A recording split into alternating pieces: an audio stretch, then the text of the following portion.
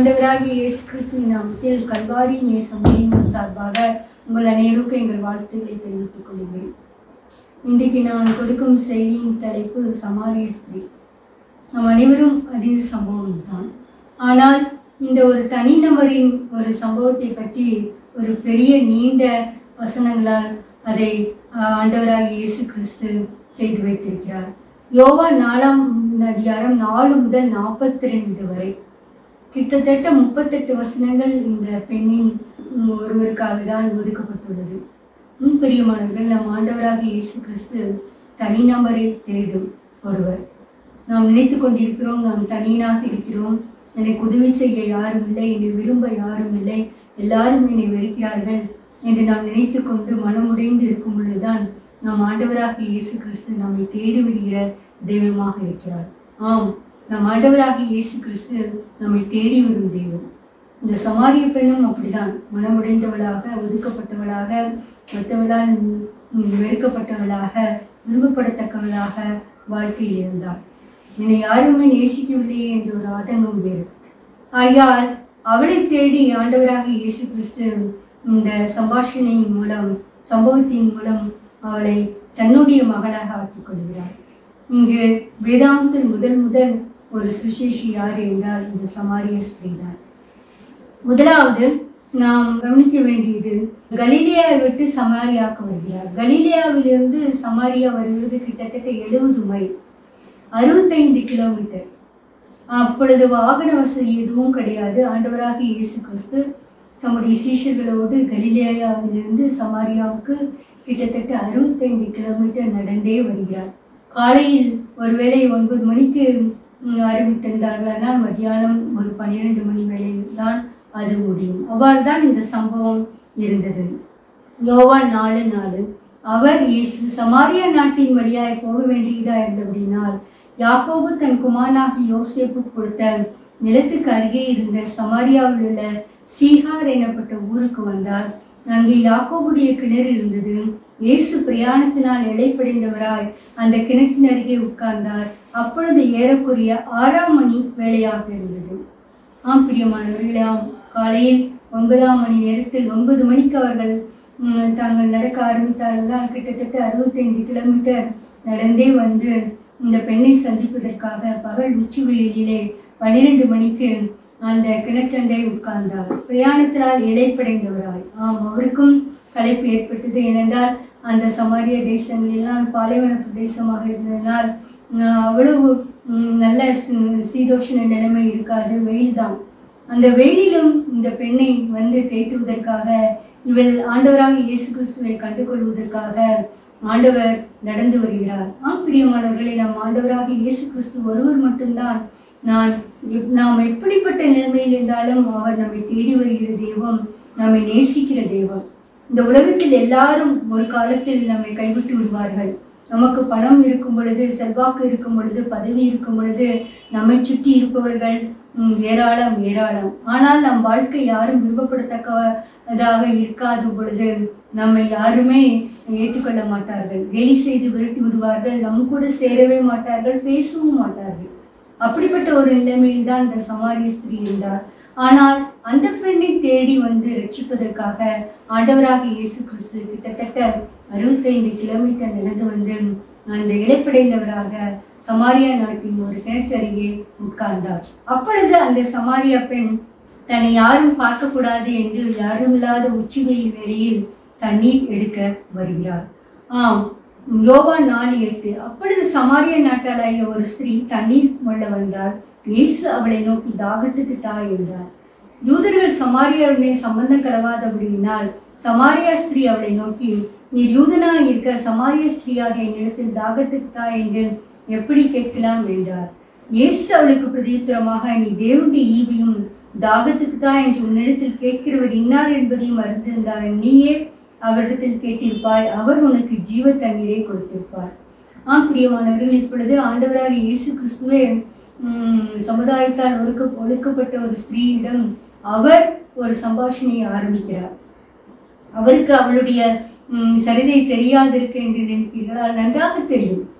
ஆகையால் இந்த ஸ்திரீ யூதனாகிய ஒருவர், அதுவும் உயர்கலத்த ஒரு மனித ஒருவர் தன்னிடம் வந்து தாகத்துக்கு தான் என்று கேட்கும் பொழுது மிகவும் ஆச்சரியப்பட்டு போகிறார். ஏனென்றால் அந்த ஊரார் அவரிடம் அதிகமாக பேசுவதும் கூட கிடையாது. அப்படிப்பட்ட ஒரு ஒதுக்கப்பட்ட சூழ்நிலையில் தான் அவள் வாழ்க்கை இருந்தது. அவளை பார்த்து ஒரு உயர்குலத்த மனிதர் வந்து தாகத்துக்கு தான் என்று கேட்கும் பொழுது மிகவும் ஆச்சரியப்பட்டு போகிறார். ஆகையால் தான் அவள் கேட்கிறார், நீ யூதராக இருக்க சமாரியாவுடன் என்னிடம் போய் நீர் தாகத்துக்கு தான் என்று கேட்கிறீரே. அங்கு யூதர்கள் சமாரிய நாட்டு மக்களை ஒரு கீழ்த்தரமான கீழ்ஜாதி மக்களாக தான் நினைப்பார்கள். ஆகையால் தான் அவள் ஆச்சரியப்பட்டு கேட்கிறார். அப்பொழுது ஆண்டவராக இயேசு கிறிஸ்து சொல்கிறார், நான் தாகத்துக்கு தா என்று கேட்கிறவர் இன்னார் என்பதை நீர் அறிந்திருந்தால் நீயே அவரிடம் கேட்டிருப்பாய், அவர் உனக்கு ஜீவ தண்ணீரை அளித்திருப்பார் என்று கூறுகிறார். பிரியமானவர்களே, இங்கு சமாரியா பெண் தாகத்துக்கு தா என்று கேட்கிறவரை இன்னார் என்று அறியாதவளாக இருந்தார். ஒரு அறியாமல் பருவம்.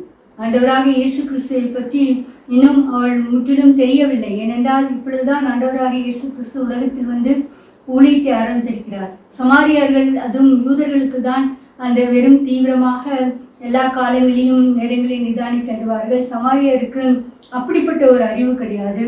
ஆனாலும் யூதருடைய நியாயப்பிரமாணங்கள் எல்லாம் அவர்களுக்கு தெரியும். ஏனென்றால் யூதர்கள் மற்ற ஜாதி புறஜாதி மக்களோடு கலந்து உருவாக்கி சந்ததிதான் சமாரியா.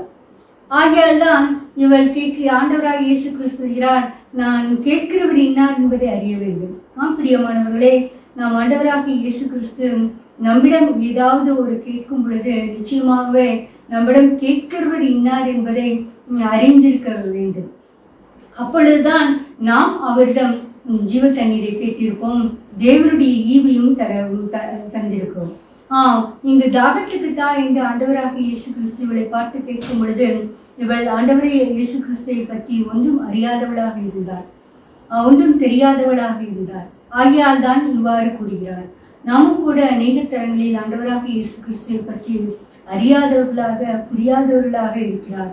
இன்றும் கூட ஆண்டவராக இயேசு கிறிஸ்து நம்மை பார்த்து தாகத்துக்கு தா என்று கேட்கிறார். ஆனால் நாம் அவரிடம் கேட்கிறவர் இன்னார் என்பதை அறியாதவர்களாக அவரிடம் நாம் ஜீவ தண்ணீரையும் தேவ ஈவையும் கேட்பதை விட்டுவிட்டு நீர் என்னிடம் இப்படி தாகத்துக்கு தா என்று கேட்கலாம் என்று இந்த அறியா பருவமான அறியா பெண்ணை போல சமாரிய ஸ்திரீயை போல் நாம் வினவி கொண்டிருக்கிறோம்.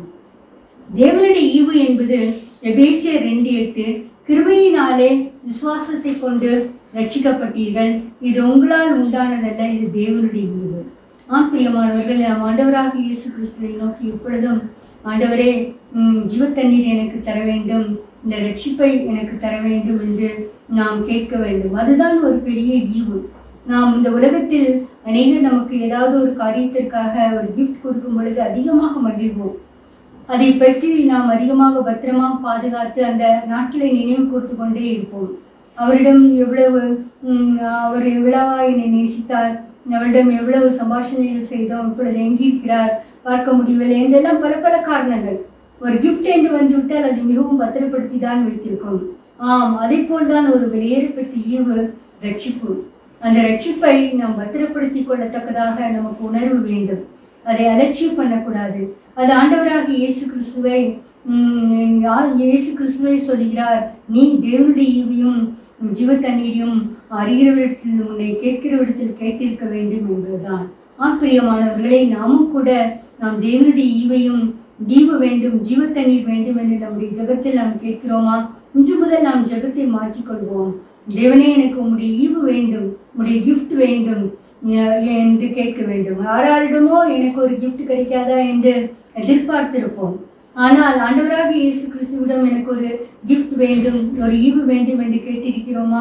அதை எதிர்பார்க்கவே மாட்டோம். ஆனால் அவரிடம் நாம் எதிர்பார்க்கும் பொழுது அவர் வெளியேறப்பட்ட ரட்சிப்பு என்னும் ஈவை நமக்கு தர வல்லவராக இருக்கிறார். நாம் அதை வேண்டிக் கொள்வோம். அப்பொழுது இங்கு சமாரியா ஸ்திரீ ஆண்டவராக இயேசு கிறிஸ்துவிடம் தன்னை தெரிந்த ஒரு மனிதனோடு சக மனிதரோடு உறவாடுவது போல் உறவாடுகிறார். அதைத்தான் ஆண்டவராக இயேசு கிறிஸ்துவும் எதிர்பார்க்கிறார். நாம் நினைத்து கொண்டிருக்கிறோம் ஆண்டவராக இயேசு கிறிஸ்துவிடம் உறவாடுவது பேசுவது என்றால் ஏதோ பெரிய பெரிய வார்த்தை ஜாலங்கள் வேண்டும், அவரை இப்படியெல்லாம் அட்ரஸ் பண்ண வேண்டும், அப்பொழுதுதான் தன்னுடைய விண்ணப்பத்தை கேட்பார். நாம் சாதாரணமானவர்கள் தானே, நான் பேசுவதை கேட்பாரா, நான் ஒரு ஊழியக்காரனோ இல்லையே, நான் தெய்வீக வரம் பெற்றவள் இல்லையே என்றெல்லாம் நினைத்து அங்கலாய்த்து கொண்டிருப்போம். இல்லை பிரியமானவர்கள், நாம் ஆண்டவராக இயேசு கிறிஸ்து நம்மிடம் எதிர்பார்ப்பதெல்லாம் ஒரு சக மனிதரை போல அவரிடம் உறவாட வேண்டும். ஏதாவது இல்லை என்றால் இல்லை என்று சொல்ல வேண்டும், ஆண்டவரே இது குறை என்றால் குறை என்று சொல்ல வேண்டும். அப்படிதான் இந்த சமாரியா ஸ்திரீ சொல்லுகிறார். யோவான் 4:11, அதற்கு அந்த ஸ்திரீ, ஆண்டவரே மொண்டு கொள்ளும் இடத்தில் பாத்திரம் இல்லையே, கிணறும் ஆழமா இருக்கிறதே, பின்ன எங்கே இருந்து உமக்கு ஜீவ தண்ணீர் உண்டாகும்? இந்த கிணற்றை எங்களுக்கு தந்த நம்முடைய பிதாவாகி யாக்கோபை பார்த்து நீர் பெரியவரோ, அவரும் அவர் பிள்ளைகளும் அவர் மிருக ஜீவன்களும் இதிலே குடித்ததுண்டே என்றார். பிரியமானவர்களே, இங்கு ஜீவ தண்ணீர் தருகிறோடமே கூறுகிறார், பாத்திரம் இல்லை. அப்பொழுது கூட அவள் தன்னுடைய தாழ்ந்த ஜாதியை நினைத்து ஆண்டவராக இயேசு கிறிஸ்துவிடம் எப்படி நான் என் குடத்தில் மோந்து தண்ணீர் அவருக்கு கொடுக்க முடியும்? அவர் யூதரே, ஐயால் தான் கேட்கிறார், ஆண்டவரே உம்மிடம் பாத்திரம் இல்லையே, கிணறும் ஆழமாக இருக்கிறது, நீர் எப்படி மொண்டு கொள்வீர் என்று அவரிடமே கேட்கிறார். அப்பொழுது கூட அவர் தன்னுடைய தாழ்ந்த மனப்பாடை அவளை விட்டு போகவே இல்லை. ஆனாலும் ஒரு சரியாக சிறு பிள்ளையை போல் கேட்கிறார், ஆண்டவரே மொண்டு கொள்ள பாத்திரம் இல்லையே, கிணறும் ஆழமாக இருக்கிறது என்று. பிரியமானவர்கள், நாமும் கூட சமுதாயத்தால் ஒதுக்கப்பட்டவர்களாக இருக்கும் பொழுது நினைத்து கொள்ளும் பொழுது நாம் ஆண்டவராக இயேசு கிறிஸ்து ஏதோ அதிக தூரமானவர், மிகவும் உயர்ந்த ஜாதி உள்ளவர் போல என்று நினைத்து கொண்டு அவரிடம் சாதாரணமாக பழக பேச மறுத்து விடுகிறோம். அவரிடமே இவர் சொல்கிறார், இந்த கிணற்றை யாக்கோபுக்கு கொடுத்தவரை யாக்கோபை பார்க்கலும் நீர் பெரியவரோ, அவரும் ஒரு மிருக ஜீவனுடன் இந்த கிணற்றில் தண்ணீர் கொடுத்தது என்று.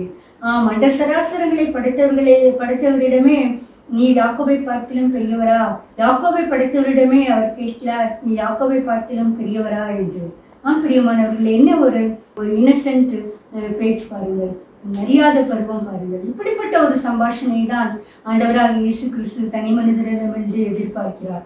என்னென்ன காரியங்கள் உங்கள் மனதில் அலட்டி கொண்டிருக்கிறதோ, என்னென்ன காரியங்கள் அவரை குறித்து தெரிந்திருக்கிறதோ அதை நாம் சொல்ல வேண்டும். ஒருவேளை நாம் அவரை குறைத்து மதிப்பிட்டிருந்தால், ஆண்டவரை நீர் எங்களுடைய முதலாளரை பார்த்து நீ பெரியவராக இருக்கிறாரோ என்ற கொஸ்டின் எல்லாம் நாம் அவரை கேட்கலாம்.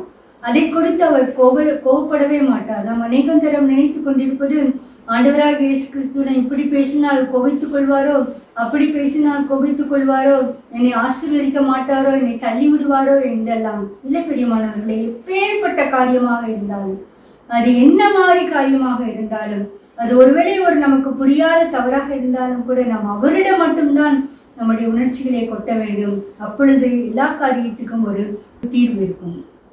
இப்பொழுது ஜீவ தண்ணீர் கொடுக்கிறவரிடமே சொல்லுகிறார், உம்மிடம் பாத்திரம் இல்லையே, எப்படி நீர் எடுப்பீர் என்று. அறியாத பருவத்தில் நாம் இவ்வாறுதான் ஆண்டவராக இயேசு கிறிஸ்துவை பற்றி நினைத்து கொண்டிருந்தோம். அவரிடமும் ஒரு பாத்திரம் இருக்க வேண்டும், நம்மிடமும் ஒரு பாத்திரம் இருக்க வேண்டும், அப்பொழுதுதான் அவர் தண்ணீர் கொடுக்க முடியும் என்று. இல்லை, அவர் தண்ணீரை உருவாக்கினவர், அவருக்கு தேவை, அவர் நமக்கு தாகத்தை தீர்க்க வந்திருக்கிறார். ஆகையால் நாம் அவரிடம் கேட்டதை வேண்டி பெற்றுக்கொள்ள வேண்டும். அடுத்தது, ஆண்டவராக இயேசு கிறிஸ்து இவ்வாறு கூறினவருக்கு இப்படி ஒரு பதில் சொல்கிறார். யோவான் 4:13, இயேசுவுக்கு பிரதித்திரமாக, இந்த தண்ணீரை குடிக்கிறவனுக்கு மறுபடியும் தாகம் உண்டாகும், நான் கொடுக்கும் தண்ணீரை குடிக்கிறவனுக்கு ஒரு காலம் தாகம் உண்டாகாது, நான் அவனுக்கு கொடுக்கும் தண்ணீர் அவனுக்குள்ளே நித்திய ஜீவ காலமாய் ஊறுகிற நீரூற்றாக இருக்கும் என்று. அவருக்கு தெரியும், இந்த தண்ணீர் ஒரு சாதாரண தண்ணீர் தான் நாம் தாகத்தை தீர்க்கும். நாம் எவ்வளவு தூரம் தாகமாக இருக்கிறோம் என்றால் நாம் தண்ணீர் குடித்து கொண்டே தான் இருப்போம். ஏனென்றால் இந்த டாக்டர்கள் கூட நம்ம அறிவுறுத்துகிறார், ஒரு நாளைக்கு எப்படியும் ஒரு 3 லிட்டர் தண்ணீராவது கொடுக்க வேண்டும். அதைத்தான் ஆண்டவராக இயேசு கிறிஸ்து குறிப்பிடுகிறார், இந்த தண்ணீரை குடிப்பவனுக்கு மறுபடியும் தாகம் உண்டாகும். இன்னும் மறுபடியும் ஒரு அர்த்தத்தில் பார்த்தோம் என்றால், தாகம் என்றால் விருப்பம், வாஞ்சி என்பதை குறிக்கிறது.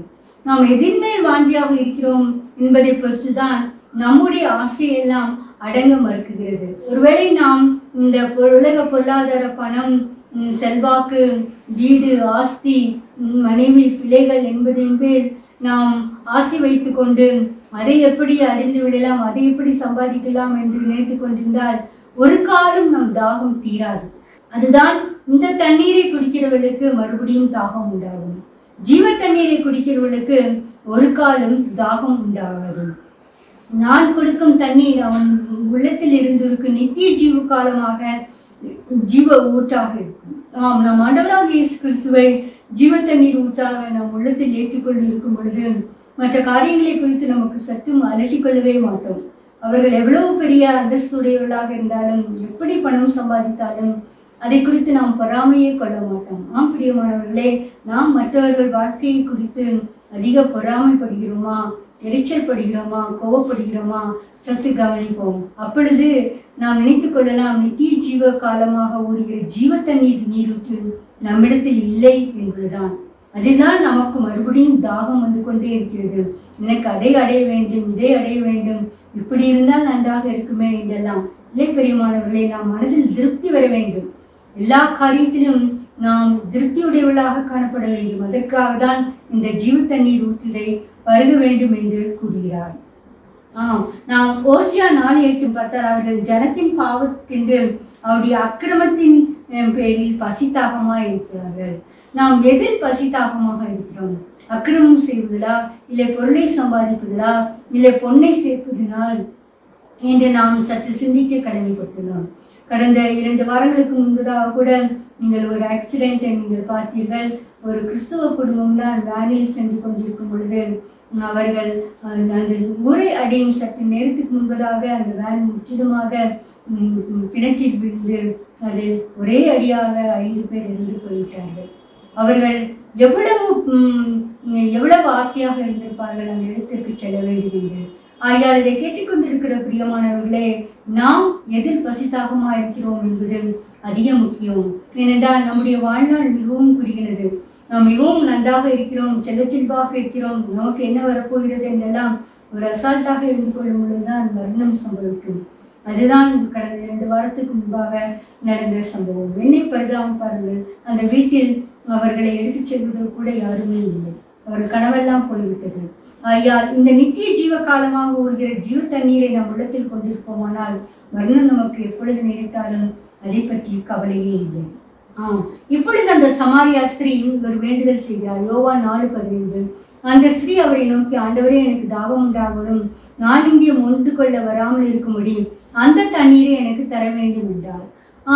இவள் கேட்டுக்கொள்வதெல்லாம், இந்த கிணற்றுக்கு நான் வரவே கூடாது, இங்கு தண்ணீர் எடுக்க வரவே கூடாது. ஏனென்றால் வெயில் எப்பொழுது பார்த்தாலும் இந்த மத்தியான உச்சி வெயிலில் வந்து நான் தண்ணீர் எடுக்கிறேன். மற்ற நேரங்களில் என்னை யாரும் அனுமதிக்க மாட்டீர்கள். மற்ற நேரங்களில் வந்தாலும் என்னை கேலிப்படுத்தி மிகவும் மனதை துக்கப்படுத்துகிறார்கள் என்று நினைத்துதான் ஆண்டவராக இயேசு கிறிஸ்து சொல்வார், இப்பொழுது நான் தண்ணீர் குடித்தால் எப்பொழுதுமே தண்ணீர் குடிக்கக்கூடாது, அந்த மாதிரி ஒரு வரம் எனக்கு வர வேண்டும் என்று கேட்கிறார். இதுதான் நம் அநேகர் விரும்புவது. ஆண்டவராக இயேசு கிறிஸ்துவிடம் என்னென்ன வரங்களை எதிர்பார்க்கிறோம் என்றால், இந்த வரத்தை பெற்றுவிட்டால் நாம் பெரிய பிரபலமாகி விடலாம், இந்த வரத்தை பெற்றுவிட்டால் மீண்டும் ஆண்டவராக இயேசு கிறிஸ்துவிடம் அதிகமாக வர வேண்டாம் என்றெல்லாம் நினைத்து கொண்டிருக்கிறோம். ஆகையால் இந்த வேண்டுதலுக்கு ஆண்டவராக இயேசு கிறிஸ்து புருஷனை இங்கு அழைத்து கொண்டு வா என்கிறார். யோவான் 4:16. இயேசு அவளை நோக்கி, நீ போய் உன் புருஷனை இங்கு அழைத்து கொண்டு வா என்றார். அதற்கு அந்த ஸ்திரீ, எனக்கு புருஷன் இல்லை. இயேசு அவளை நோக்கி, எனக்கு புருஷன் இல்லை என்று நீ சொன்னது சரிதான். எப்படி எண்ணில் 5 புருஷர் உனக்கு இருந்தார்கள், இப்பொழுது உனக்கு இருக்கிற புருஷன் அல்ல, உள்ளபடி சொன்னாய் என்று.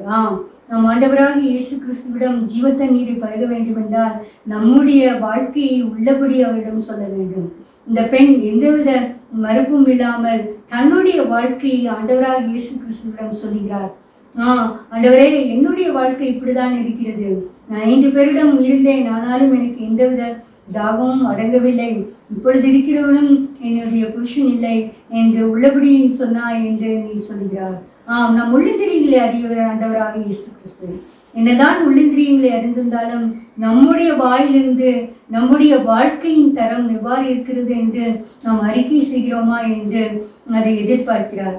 அதுதான் ஆண்டவராக இயேசு கிறிஸ்து தனி ஒருவராய் வந்து இந்த ஸ்திரீயிடம் அவருடைய அந்தரங்க வாழ்க்கையை பற்றி கேட்கிறார். நாம் நினைத்து கொண்டிருப்போம், ஆண்டவராக இயேசு கிறிஸ்து நம்முடைய வாழ்க்கையை பற்றி சொல்லிவிட்டால் மற்றவர்களுக்கெல்லாம் தெரிந்து விடுவோம் என்று. இல்லை பிரியமானவர்களே, இந்த சீஷர்கள் கூட அவருக்கு அப்பம் கொள்ள ஊருக்கு சென்று விட்டார்கள். தனி ஒருவராக வந்து அந்த ஸ்திரீயின் வாழ்க்கையை பற்றி, அந்தரங்க வாழ்க்கையை பற்றி விசாரிக்கிறார். நம் ஆண்டவராக இயேசு கிறிஸ்து எந்த ரகசியத்தையும் மற்றவர்களுக்கு சொல்லிவிடுகிறவரே அல்ல. நம் வாழ்க்கை எவ்வளவு கீழ்த்தரமாக இருந்தாலும் அதை பற்றி மற்றவர்களுக்கு சொல்லுகிறவரே இல்லை. காரியங்களை மறைக்கிறவர் தேவன். வேதாந்தத்தில் பார்த்தீர்கள் என்றால் காரியங்களை மறைக்கிற தேவனாக இருந்தார். பிரியமானவர்களே, இங்கே இப்பொழுதே ஆண்டவராக இயேசு கிறிஸ்துவை மேசியாவாக கண்டு கொண்டார். யோவான் 4:25 அந்த ஸ்ரீ அவரை நோக்கி, கிறிஸ்து என்னப்படுகிற மேசியா வருகிறார் என்று அறிவேன். அவர் வரும்போது எல்லாவற்றையும் நமக்கு அறிவிப்பார் என்றார். அதற்கு இயேசு, உன்னுடனே பேசுகிற நானே அவர் என்றார். இப்பொழுது அவருக்கு நன்றாக தெரிகிறது இயேசு கிறிஸ்து என் மேசியா வரும் பொழுது என்னுடைய காரியங்களை எல்லாம் அறிவிப்பார் என்று. ஆனால் இப்பொழுது அவர் உன்னுடனே பேசுகிற நான் தான் அவர் என்று கொள்கிறார். இப்பொழுது அவர் வந்த காரியத்தை வைத்துவிட்டு ஊருக்குள் ஓடி சென்று இவ்வாறு கூறுகிறார், நான் செய்த எல்லாவற்றையும் ஒருவர் எனக்கு அறிவித்தார். அவர் மேசியாவோ கிறிஸ்துவோ என்று பாருங்கள் என்று கூறுகிறார். யோவான் 4:28 அப்பொழுது அந்த ஸ்திரீ தன் குடத்தை வைத்துவிட்டு ஊருக்குள்ளே போய் அவர்களை நோக்கி, நான் செய்த எல்லாவற்றையும் ஒரு மனுஷன் எனக்கு சொன்னார். அவரை வந்து பாருங்கள், அவர் கிறிஸ்துதானோ என்றார். இப்பொழுது மேசியாவாக கிறிஸ்துவாக ஆண்டவராக இயேசு கிறிஸ்துவை முதலாக ஊருக்கு அறிவித்த பெண் இந்த சமாரிய ஸ்திரீ தான். அவர்கள் சீஷர்கள் கூட நீ மேசியாவோ நீ கிறிஸ்துவோ என்று அப்போஸ்தலனாகிய பேதுரு மட்டும்தான் அறிக்கை செய்தார். ஒரு சில சீஷர்கள் ஆனாலும் மற்றவர்களுக்கு பறைசாற்றவில்லை. பறைசாற்ற வேண்டாம் என்று கூட சொல்லியிருந்தார். ஆனால் இவர் தைரியமாக மேசியா கிறிஸ்து இயேசு கிறிஸ்து என்று அறிவிக்கிறார். கிறிஸ்து என்றால் அபிஷேகம் பண்ணப்பட்டவர். பிரியமானவர்களை, நாமும் கூட ஆண்டவராக இயேசு கிறிஸ்துவை தைரியமாக நான் செய்த எல்லாவற்றையும் எனக்கு சொன்னார். அப்படிதான் என்னுடைய வாழ்க்கையை பற்றி ஒரு முற்றிலுமாக அறிந்தவர் ஒருவர் சொன்னார் என்று. நீ செய்த எல்லாவற்றையும் உன்னை பற்றி சொன்னாரா என்று அநேகர் ஆச்சரியப்பட்டு அவரிடம் ஓடி வருகிறார்கள். அவரை 2 நாள் தங்க வைத்து ஆண்டவராக இயேசு கிறிஸ்துவிடம் சத்தியத்தை குறித்து அறிந்து கொள்கிறார்கள். 4:39 நான் செய்த எல்லாவற்றையும் எனக்கு சொன்னார்கள் என்று கூறி சொன்ன அந்த ஸ்ரீயுடைய வார்த்தையின் நிமித்தம் அந்த ஊரில் உள்ள சமாரியர்கள் அநேகம் அவர் பேர் விசுவாசம் உள்ளார்கள். பிற்பாடு யோவான் 4:42 ஸ்ரீயை நோக்கி, உன் சொல்லி நிமித்தம் அல்ல, அவருடைய உபதேசத்தை கேட்டு அவர் மையாகவே கிறிஸ்துவை உலக இரட்சகர் என்று அறிந்து விசுவாசிக்கிறோம் என்றார்கள். இதுதான் ஒரு பெரியான சாட்சி. பிரியமானவர்களே, வேண்டப்படாதவள் தள்ளிப்படப்பட்டவள் என்று ஒருவர் ஆண்டவராக இயேசு கிறிஸ்து இரட்சகராக கண்டு கொண்ட பொழுது ஊரையே கூட்டி கொண்டு வந்து விட்டார். அவர்கள் எல்லாம் கூறினது, நீ சொன்ன சாட்சி நிமித்தம் அல்ல, நாங்களே அவரை உலக இரட்சகர் என்று கண்டு கொண்டோம். அவருடைய போதகத்தை கேட்டு அவருடைய உலக இரட்சகர் என்று கண்டு கொண்டோம், விசுவாசிக்கிறோம் என்கிறார்கள். அதுதான் ஒரு பெரியான சாட்சி. ஆகையால் நம்முடைய போதகத்தை கேட்டு எத்தனை பேர் ஆண்டவராகிய உலக இரட்சகர் கிறிஸ்து என்று விசுவாசிக்கிறார்கள் என்று நாம் சிந்திக்க கடமைப்பட்டுள்ளோம். ஆகாதவள் என்ற ஒரு ஸ்திரீ மனம் மாறின பொழுது கிறிஸ்துவை மேசியாவை இரட்சகராக கண்டு கொண்ட பொழுது இந்த கிராமத்தையே அழைத்து கொண்டு வந்தார். நாம் எத்தனை வருட காலமாக பரம்பரையாக நாம் கிறிஸ்துவை அறிந்திருக்கிறோம், மற்றவர்கள் அறிவித்து அவரை ஆண்டவருக்குள் கொண்டு வந்திருக்கிறோமா என்று நாம் சிந்திக்க கடமைப்பட்டுள்ளோம். ஐயால் இதை கேட்டுக்கொண்டிருக்கிற பிரியமானவர்களே, நாம் முழுமையான ரட்சிப்பை ஜீவ தண்ணீரை பெற்றிருக்கிறதா இருந்தால் இந்த சமாரிய பெண்ணை போல் நாம் ஊருக்குள் இயேசு இரட்சகர் என்பதை அறிவிக்க கடமைப்பட்டுள்ளோம். அதை குறிக்கத்தான் இந்த சத்தியம் இந்த வேதாந்தத்தில் எழுதப்பட்டுள்ளது. அந்த ஊரே மனம் திரும்பினது போல நம்மை கொண்டும் நம்முடைய சாட்சியை கொண்டும் நம்ம சுற்றிலும் உள்ளவர்கள் மனம் திரும்ப வேண்டும். அப்பொழுது இந்தியா இயேசுவுக்காக சொந்தமாக்கப்படும். தேவன் அதற்கு கிருபை செய்வாராக. ஜெபம். ஆண்டவராக இயேசு கிறிஸ்துவே, ஆண்டவரே, நீர் நீங்கள் நேசிக்கிற அன்பான பிதாவே, நீர் தனி மனிதரை தேடி வருகிற ஒரு தேவனாக இயேசு கிறிஸ்துவை கண்டுகொண்ட தயவுக்காக ஸ்தோத்திரம். ஆண்டவரே, சமாரியா ஸ்திரீ யாராலும் யாராலும் விரும்பவில்லை கர்த்தாவே. ஒதுக்கப்பட்டவளாக, அங்கீகாரம் பெறாதவளாக, தள்ளப்பட்டவளாக, பகைக்கப்படத்தக்கவளாக இருந்தார். ஆனாலும் அவரை தேடி ஆண்டவரே 65 கிலோமீட்டர் இருந்து அவளை சந்திக்க வந்தீர் கர்த்தாவே. தனி ஒருவராக நீர் அவளை சந்தித்து அவளுடைய அந்தரங்க வாழ்க்கையை அறிந்து கொண்டிருந்த போலும் அவள் வாயிலிருந்து அதை அறிக்கை செய்ய வந்து அவளை உம்முடைய சத்தியத்துக்குள் இழுத்துக்கொண்ட தயவுக்காக ஸ்தோத்திரம். அவள் ஜீவ தண்ணீரை பெற்ற மகளாக அந்த ஊருக்குள் திரும்பி சென்ற காரியத்துக்காக ஸ்தோத்திரம். அவள் இயேசுவே இரட்சகர் மேசியா என்று அறிவிக்க தைரியம் கொண்டவளாக, மற்றவர்கள் என்ன சொல்வார்களோ என்று பற்றி கவலை கொள்ளாமல் தன்னுடைய வாழ்க்கை இப்பொழுது முற்றிலுமாக ஆண்டவராக இயேசு கிறிஸ்துவிடம் மாறிவிட்டது யார் என்ன சொன்னாலும் பரவாயில்லை, இயேசு ரட்சகரை வந்து பாருங்கள், இயேசு ரட்சகரை வந்து பாருங்கள் என்று ஊருக்குள் அறிவித்தால் கர்த்தாவே, அதே போல் நாங்களும் எங்கள் சாட்சி நிமித்தம் அநேகர் ஆண்டவராக இயேசு கிறிஸ்துவண்டே இழுக்கப்பட, மேலும் ஆண்டவராக இயேசு கிறிஸ்துவின் சத்தியங்களை போதனைகளை வேதாந்தம் மூலம் அறிந்து கொண்டு மேலும் அவரை அதிகமாக விசுவாசிக்க எங்களுக்கு கிருபை செய்ய வேண்டும் என்று கெஞ்சுகிறோம். சமாரியா ஸ்திரியை போல எங்களை மாற்ற வேண்டும் என்று கெஞ்சுகிறோம் கர்த்தாவே. சமாரியா ஸ்திரியை போல ஊருக்குள் சென்று சத்தியத்தை அறிவிக்கிற மகளாக மாற்ற வேண்டும் என்று கெஞ்சுகிறோம். அப்பொழுது ஒரு பெரியதொரு வெளிச்சத்தை எல்லாரும் கண்டுகொள்ளத்தக்கதாக நீர் கிருபை செய்ய வல்லவராக இருக்கிறபடியால் ஸ்தோத்திரம்.